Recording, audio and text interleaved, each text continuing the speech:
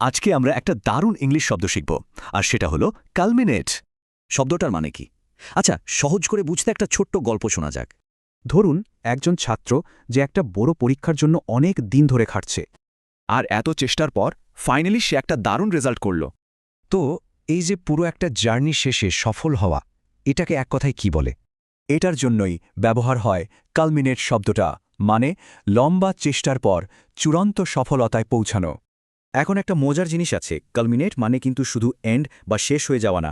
এর মানে হলো অনেক পরিশ্রমের পর দারুণ একটা ইতিবাচক ফলাফল আসা। আচ্ছা, তাহলে এবার কিছু রিয়েল লাইফ উদাহরণ দেখা যাক, কেমন?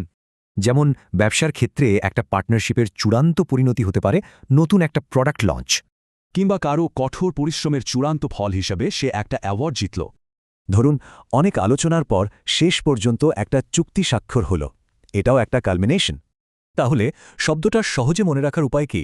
স্টেপ 1 একটা লম্বা প্রচেষ্টা, আর স্টেপ 2 সেটার একটা সফল চূড়ান্ত পর্যায়। ব্যাস, এটাই হলো কালমিনেট।